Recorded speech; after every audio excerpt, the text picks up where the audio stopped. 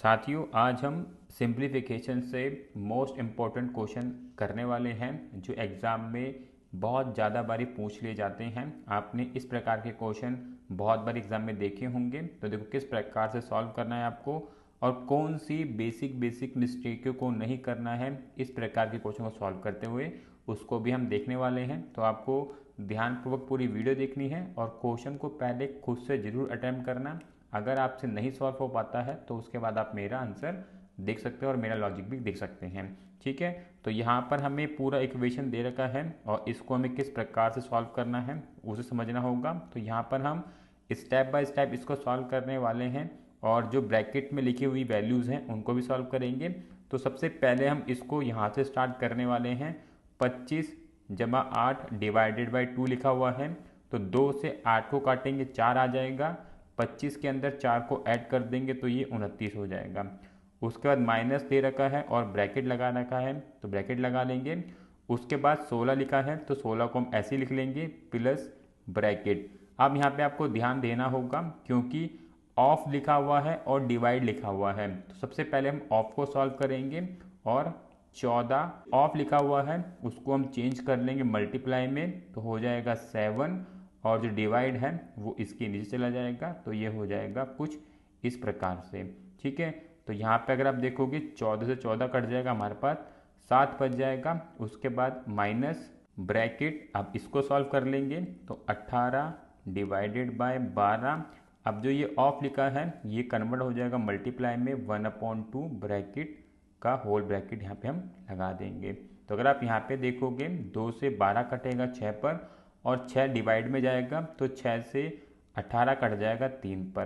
तो देखो हमारे पास क्या बचेगा, 29 माइनस 16 प्लस 7 माइनस 3, यहाँ पे हमारे पास 3 बचा है। ठीक है, तो 16 और 7 होता है 23, 23 में से 3 निकल जाएगा तो 20 बचेगा।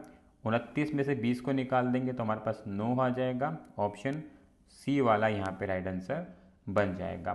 ठीक है, तो बस आपको ध्यान रखना है जब भी आप इस प्रकार के क्वेश्चन सॉल्व करें तो जो ब्रैकेट के अंदर लिखे हैं ऑफ उनको पहले सॉल्व करना होगा डिवाइड से। अगर आप इस चीज़ को ध्यान में रखेंगे तो बहुत ही आसानी से इस प्रकार के क्वेश्चनों को 10 से 15 सेकंड के अंदर आप सॉल्व कर लेंगे। ठीक है, आपको समझ आया होगा। चलते हैं नेक्स्ट क्वेश्चन की तरफ।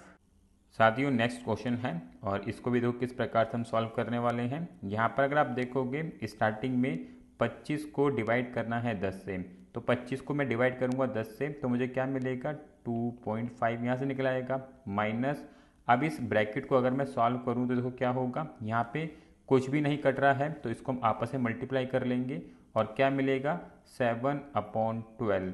अब यहाँ पे ऑफ लिखा है और मैंने आपको समझाया था ऑफ को हमें चेंज करना है मल्टीप्लाई में, तो 6/5 यहाँ पे आ जाएगा। ऑफ बाद में क्यों आ रहा है, क्योंकि ब्रैकेट है तो ब्रैकेट को हम पहले सॉल्व करेंगे उसके बाद हम ऑफ लगाएंगे। तो यहाँ पे ऑफ की जगह पे क्या आ चुका है मल्टीप्लाई, तो मल्टीप्लाई में अगर आप देखोगे 6 से 12 आराम से कट जाएगा 2 पर, तो यहाँ पे हम इसको काट लेंगे। उसके बाद हमें दे रखा है प्लस, तो यहाँ पे प्लस आ जाएगा। उसके बाद अगर आप देखोगे 14/3 दे रखा है, 9/10 दे रखा है, तो 3 से 9 कटेगा 3 पर, 2 सत्ते 14 होता है, 2 पंजे 10 होता है, तो यहाँ से हमें क्या निकल के आ जाएगा 7 का मल्टीप्लाई हो जाएगा 3 में, तो यहाँ पे आ जाएगा 21/5 प्लस ब्रैकेट। अब यहाँ पे देखो क्या दे रखा है 1/5 और ये डिवाइड जो है इसको हम चेंज कर देंगे मल्टीप्लाई में, और जब हम डिवाइड को मल्टीप्लाई में चेंज करते हैं तो ये वाली वैल्यू जो होती है वो चेंज हो जाती है, यानी कि 25 ऊपर चला जाएगा 1 नीचे आ जाएगा।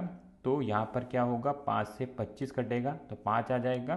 तो हमारे पास देखो क्या है, किस प्रकार से फर्दर सिंप्लीफिकेशन निकल के आएगा 2/5, यहाँ बचा था 7/2 1/5, तो 2 का मल्टीप्लाई हो जाएगा 5 में, तो ये हो जाएगा -7/10 प्लस 21/5 प्लस यहाँ पे हमारे पास क्या बचा है सिर्फ 5, तो यहाँ पे 5 आ जाएगा।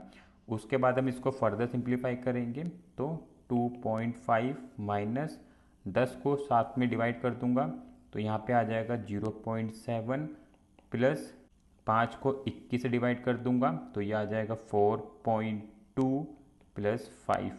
अब इनको सबको आपस में ऐड कर लेंगे तो 2 और 4 6, 6 और 5 11, 11 आ जाएगा पॉइंट, 5 और 2 होता है 7 माइनस 0.7, तो 11.7 से माइनस 0.7 निकालेंगे तो 11 बचेगा। ऑप्शन ए वाला यहाँ पे राइट आंसर बन जाएगा। ठीक है, इजी क्वेश्चन था, बहुत बेसिक सी कैलकुलेशन है। अगर आप ध्यानपूर्वक इस प्रकार की कैलकुलेशन करेंगे तो बहुत ही आसानी से सिंप्लीफिकेशन से बनने वाले क्वेश्चनों को आप आसानी से हल कर लेंगे। और इसी प्रकार के क्वेश्चन जो है पूछे जाते हैं, चाहे आप तैयारी कर रहे हो CGL की, CPO की, MTS की या RPF की, वहाँ सभी में इस प्रकार के क्वेश्चन देखने को मिल जाते हैं। तो आपको ध्यानपूर्वक प्रैक्टिस लगानी है। हम इसी प्रकार के क्वेश्चन लेके आते रहते हैं छोटी छोटी वीडियो के माध्यम से, ताकि आपकी रिवीजन भी टाइम टू टाइम होती रहे इन क्वेश्चनों से। ठीक है, और भी इसी प्रकार के क्वेश्चंस के लिए आप चैनल को सब्सक्राइब कर सकते हैं, बेल आइकन क्लिक कर सकते हैं, ताकि आपके पास सारे नोटिफिकेशन टाइम टू टाइम पहुँचते रहें। मिलेंगे नेक्स्ट वीडियो में। राधे राधे।